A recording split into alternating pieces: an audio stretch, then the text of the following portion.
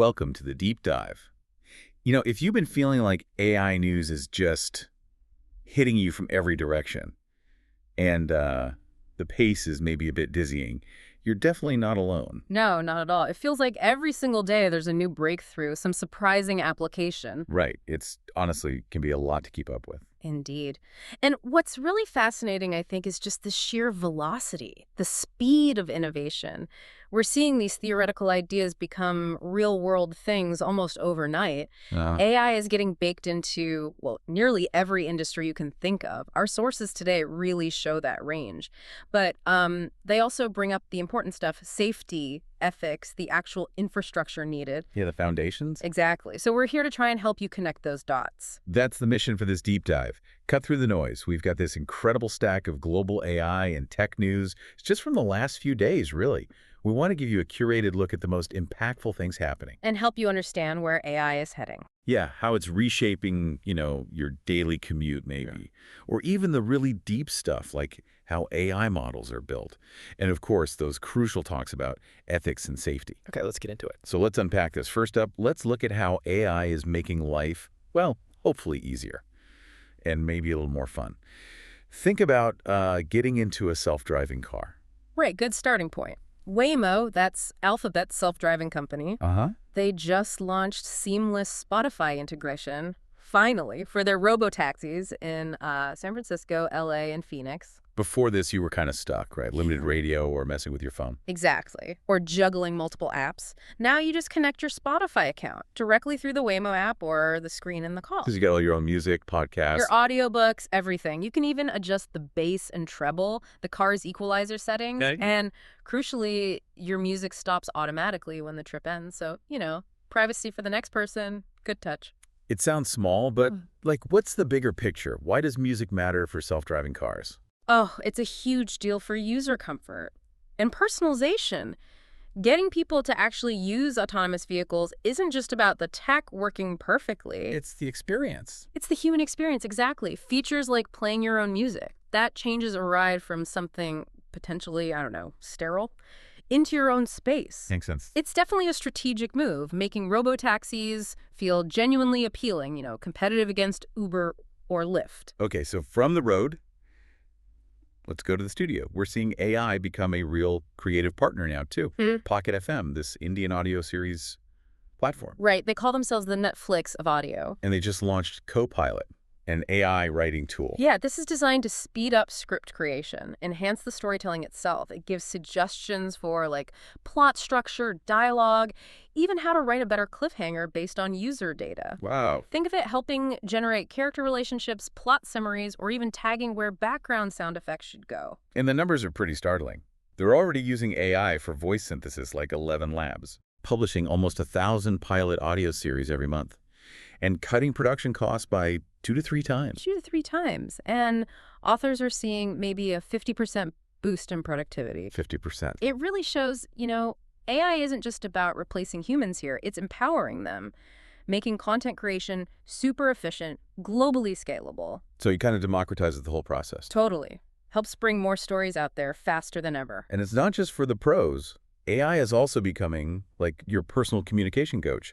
There are new tools revolutionizing business English learning, which is so vital now with remote work, global teams. Absolutely vital. These AI platforms, they give you personalized feedback, pronunciation, grammar. Yeah. They can simulate real business situations. Like meetings or negotiations. Exactly. And give you instant feedback on your communication style. They can even help autocorrect your emails for tone, phrasing, format.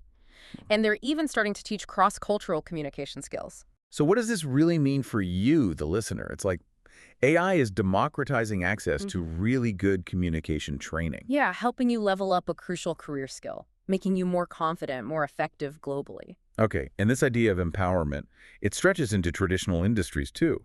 Plancraft, a German SaaS company. Right, software as a service. They just got $38 million to expand their AI-driven management software.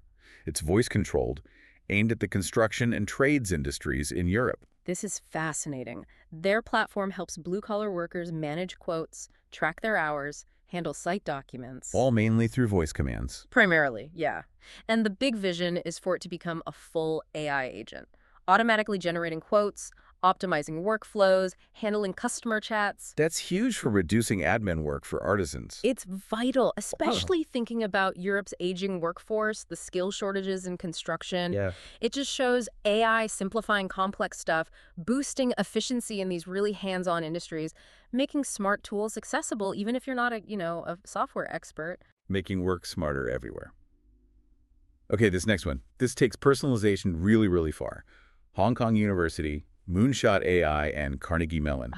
They've open sourced something called OpenCUA. It's a framework for creating personalized AI agents that can actually operate your computer for you. Okay, wait. Operate my computer. Yeah. Imagine an AI assistant that learns your specific computer habits, your app usage, your workflow, across Windows, Mac, Linux. Wow. OpenCUA lets you build that. It covers over 200 common apps and websites. And it's aiming for what they call long-chain reasoning, handling complex, multi-step tasks. And their model, the OpenCUA 32B, apparently beats OpenAI's similar tech GPT-4o CUA on some tests. So what's the upshot? It's democratizing AI again. Letting you create your own custom digital employee. Like for personalized automation, office tasks, home management. Exactly. Can genuinely redefine how we interact with our digital lives. Hey. Tailoring the tech to how we actually work. Okay, that's potentially huge. And finally, in this segment, we're seeing AI actually create totally new jobs, new economies. There's this Clippers economy popping up. The fears! Yeah, individuals who specialize in taking long-form content like podcasts, live streams, and cutting it into those punchy, viral 30-second to 2-minute clips for TikTok, Instagram Shorts, YouTube Shorts. Ah, okay. So everyone's becoming a mini producer. Kind of, and they earn commissions or get paid per view, like maybe $1 to $5 per 1,000 views. Some of the really high output clippers are reportedly making, get this, $20,000 to $30,000 a month. Wow. Seriously? Yeah. There are even platforms like WAP that are bringing these professionals together, offering content bounty pools. So how do they succeed? Just good editing? It's about punchy titles, fast pacing, visual impact, making stuff the algorithms love. It's a fascinating mix of human curation, easy tools, and platform algorithms. Creating these new high-earning jobs with pretty low barriers to entry. Exactly. Even if you don't have a massive following yourself, it just shows the unexpected niches AI can help carve out. All right, let's shift gears. Let's pull back the curtain a bit and look at the foundational power. What's really under the hood driving all this AI innovation? Okay, a really critical area is energy efficiency. We all know AI takes a lot of power. Oh, yeah. Data centers. Huge energy hogs. Exactly. So this Israeli semiconductor startup, NeoLogic, just raised $10 million. They're developing super energy efficient CPUs specifically for AI data centers, using their patented CMOS plus circuit design tech. So how does it work? What's the promise? Basically, their approach simplifies the logic structures. Fewer transistors, fewer logic gates. They're promising to cut data center energy use by 30%. 30%? That's significant. And shrink the chip area by 40%. Boost performance per watt maybe up to 3 times compared to what's out there now. That's crucial, not just for cost, but for sustainability. Absolutely. It's tackling that huge environmental and economic challenge head-on, essential if AI growth is going to be viable long-term. And speaking of massive infrastructure, Google just announced a staggering investment, $9 billion over the next 2 years. $9 billion? Where? In Oklahoma. Expanding their AI and cloud infrastructure there.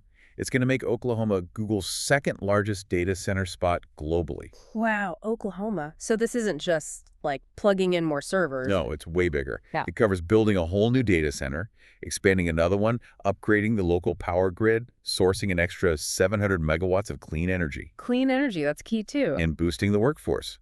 Training programs for electricians, tech talent, plus AI education initiatives at Oklahoma universities, free AI tools and training. So it's a really strategic long-term play, solidifying the U.S. as an AI hub, investing in energy, infrastructure, and people. Exactly. A big vision. Now, looking globally, we're seeing similar pushes. National strategy playing out. Ilivtar Core X, an AI chip maker based in Shanghai. Ilivtar Core X. Yeah. They're reportedly planning a Hong Kong IPO, aiming for maybe $300–400 million. That would make it one of China's biggest AI chip IPOs this year. Okay, so what's their focus? They're a key part of China's effort to use domestic chips, reduce reliance on foreign tech. They focus on 7-nanometer GPGPUs. General purpose graphics processing units, like the stuff NVIDIA makes. Exactly. Crucial for AI training and running AI models. Their chips, like the Tiangai 100, are designed to compete directly with giants like NVIDIA. And that Tiangai 100 was actually China's first 7-millimeter GPGPU, already being used by research groups and industry. So this is a big deal. It's not just business growth. No, it's about national tech sovereignty.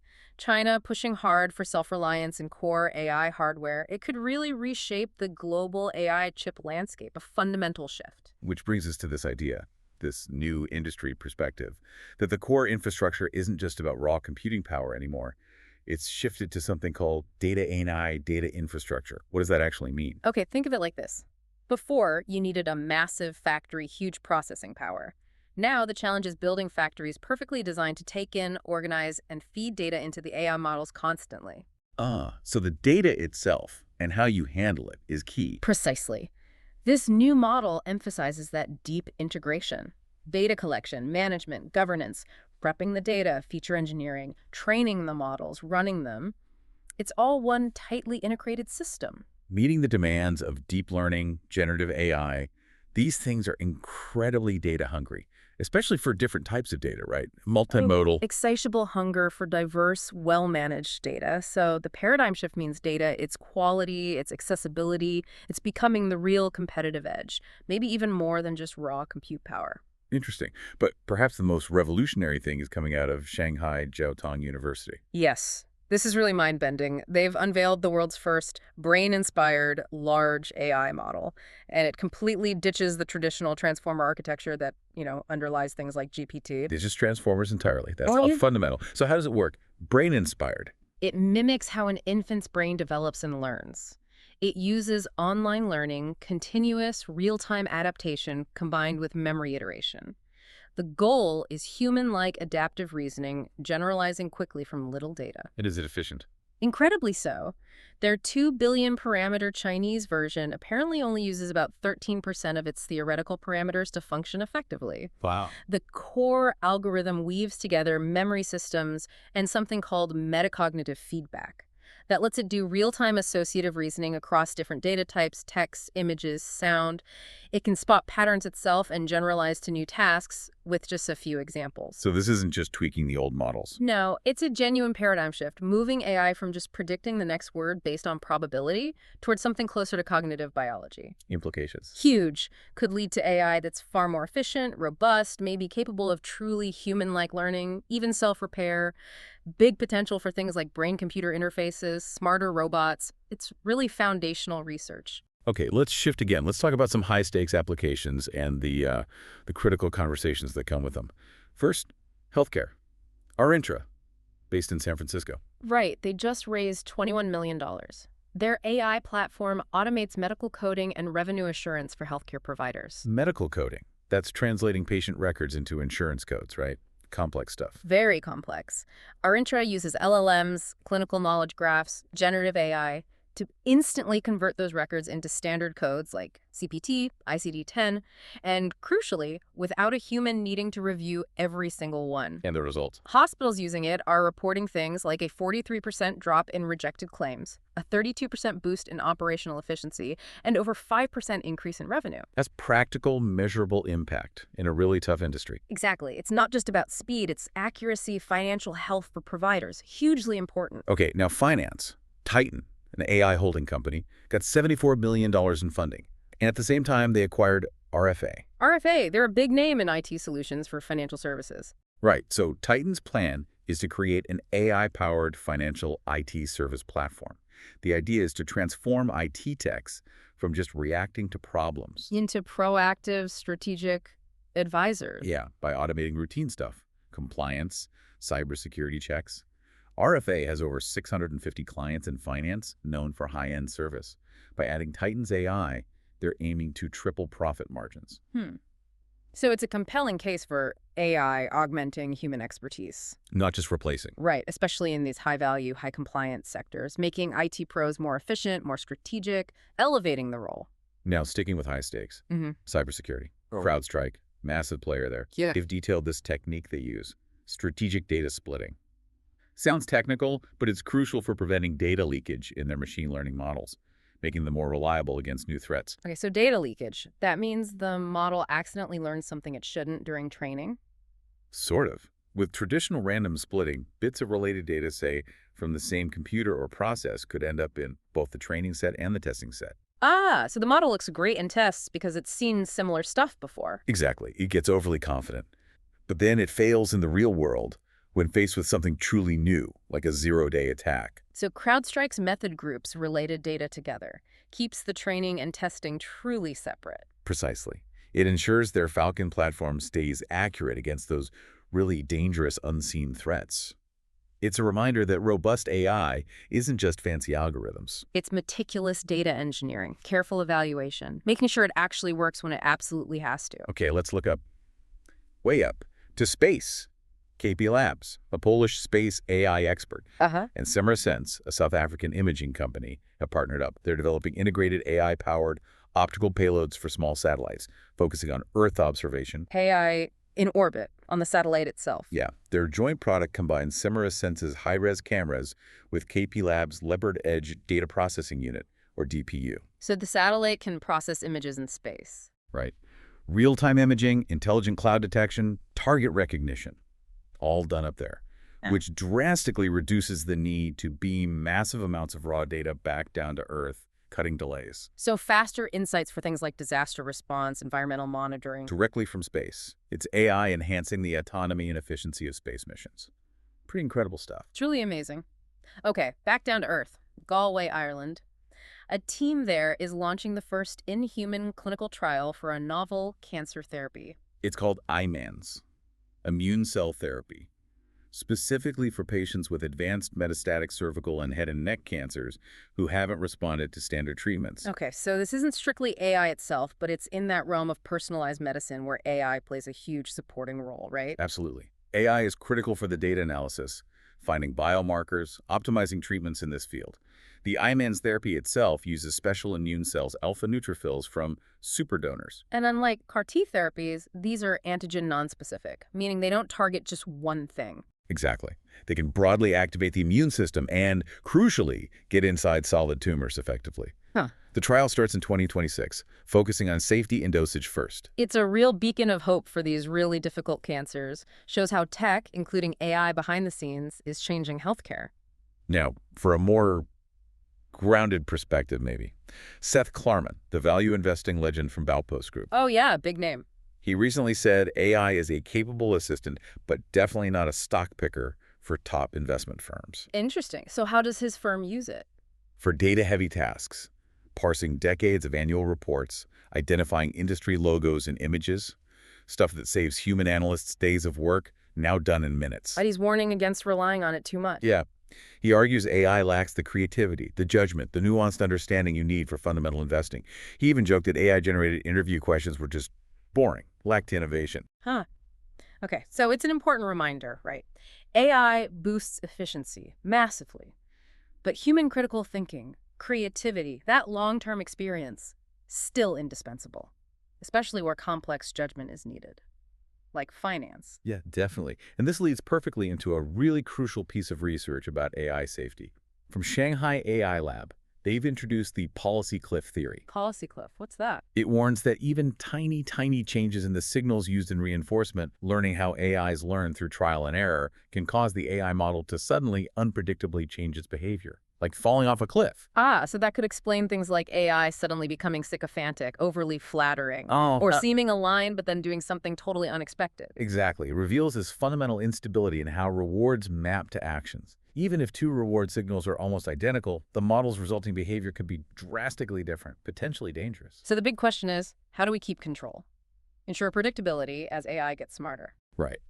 This theory moves AI safety beyond just trying things and seeing what happens, towards a more scientific grasp of AI's fundamental stability issues. Yeah. Getting to the root cause. And speaking of safety, Anthropic's a big leader in AI safety.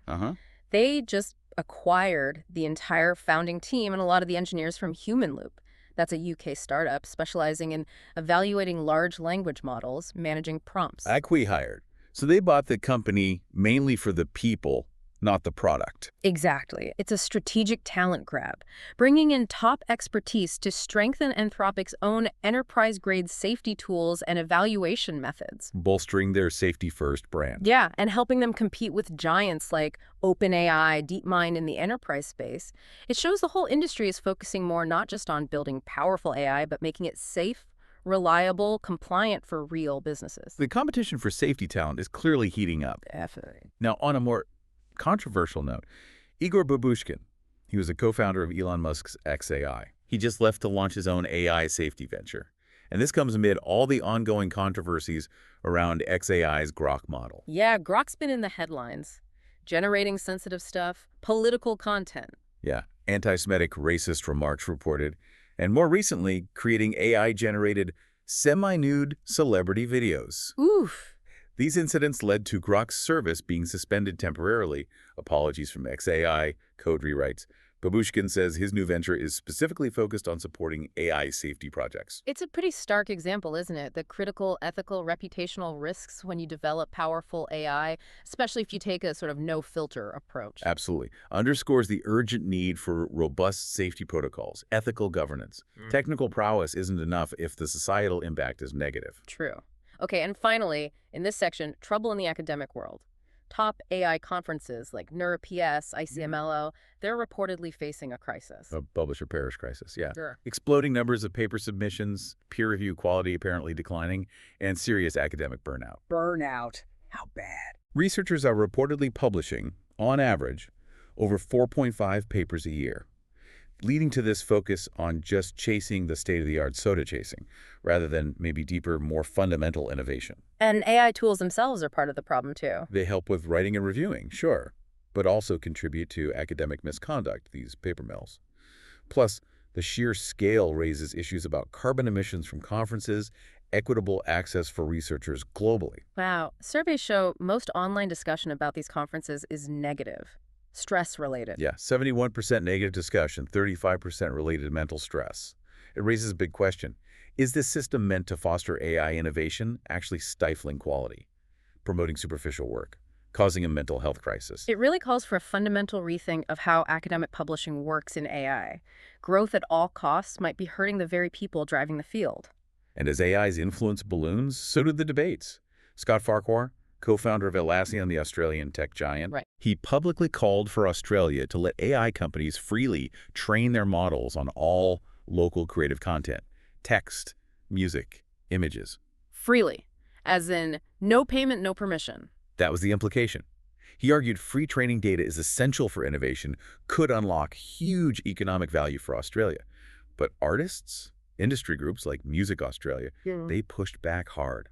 I can imagine. Calling it a retreat on cultural sovereignty, intellectual property. Exactly. Arguing it lets big tech mine original work without compensating creators. They point out that places like the EU and US have opt-out or licensing systems, which Farquhar's proposals seem to ignore. So that debate, fair compensation, control over creative works used for AI training, it's really heating up everywhere. It absolutely is. That fundamental tension between fast tech progress and creators' rights, finding a balance in policy is crucial. Okay, let's pivot now. Let's look at some direct business impacts, market dynamics being driven by AI. Starting in India, Rapido, they're a big ride-hailing platform. Like Uber or Lyft, but big in India. Right. They've soft-launched only, it's a food delivery service, but get this, 0 commission. 0 commission. How does that work? The big players, Zomato and Swiggy, charge restaurants pretty hefty fees, right? Exactly. 16–30% commission typically. Only charges restaurants, nothing on the platform fee side. Instead, there's just a fixed low delivery charge, sometimes as low as 25 rupees for smaller orders. So it drastically cuts costs for the restaurants. Massively. They require restaurants to keep prices the same as offline, no extra packaging fees. Customers pay a low delivery fee too, like 20 rupees. And restaurants can use their own delivery staff or tap into Rapido's huge network of riders. Wow, that is a bold move, using their existing logistics network. Totally. It's an anti-commission strategy. Could spark a major price war, really shake up profitability and the customer experience in India's food delivery market. True disruption. Okay, similar disruption maybe in mobile gaming. AppCharge, an Israeli platform. Yeah, they raised $58 million. Their goal is to let mobile game publishers sell directly to players, bypassing the app stores. Cutting out Apple and Google's cut. Pretty much. They call themselves the Shopify for games. Publishers can set up their own branded web stores or use an in-app toolkit to sell in-game items, currency, merchandise directly. So instead of paying Apple or Google 13–30%. They pay AppCharge just a 5% service fee, much lower. AppCharge says they've already processed over $500 million in transactions, helped publishers boost profits by an average of 35%. That's a major power shift, driven by changing platform rules and publishers wanting that direct link to their players. Puts more money and control back in the hands of the game creators. That's a big deal for the economics of mobile gaming. They're looking at a global tech giant, Lenovo. They reported record quarterly results. How good? Total revenue jumped 22% year-on-year, $18.8 billion. Net profit surged 108%. And a big driver, their AI business and infrastructure segment. So AI is really hitting the bottom line now. It's not just R&D hype. Exactly. Even with U.S.-China tariff issues lingering in products, their products still face 30% tariffs in the U.S. The demand for AI infrastructure, especially in China, is strong. And their AI PCs are gaining market share globally. It just proves AI's immediate business value, accelerating growth even with geopolitical headwinds. And it's not just Lenovo. This seems to be a broader trend. Big internet companies, cloud providers, platform players. Like Tencent, Alibaba in China, Palantir, ServiceNow in the U.S. Yep, they're all seeing double-digit growth in their business-to-business, to-B segments. And the main engine, AI-driven products and business models. So AI is the primary performance driver for their B2B growth. Seems like it. Tencent's Q2 revenue up 15%, AI boosting international gaming 35%. Alibaba Cloud's AI business has seen triple-digit growth for 7 quarters straight. Palantir's commercial revenue jumped 39%. Wow. And how is AI driving this? It's deeply integrated now. Customer management, marketing, content generation, enterprise services, helping clients cut costs, innovate faster. So it really underlines that core trend we talked about. AI moving from R&D investment to a massive, measurable driver of business momentum. Companies are adopting these AI plus business process integration solutions, pushing the whole global B2B market into a faster lane. Performance and innovation. Okay, wow, that was a lot. We've really covered some ground today. We really have a whirlwind of AI news. From, robotaxis playing your favorite playlist and AI helping write scripts, creating whole new Clipper economies. Right, through to those fundamental shifts in chip design, how we think about data infrastructure, even brain-inspired AI models. Pushing boundaries in healthcare, in space, creating incredible new opportunities. Yeah, but we also hit on the tough stuff. The critical ethical questions, the real challenges in AI safety, those very human concerns about creativity, academic integrity, control. It's clear AI's rise isn't simple. It comes with complexities, crucial conversations we absolutely have to have as a society. So, the thought to leave everyone with now. As AI marches really rapidly into every corner of our lives, are we actually ready? Ready to balance this immense potential with the profound responsibilities it brings? And maybe.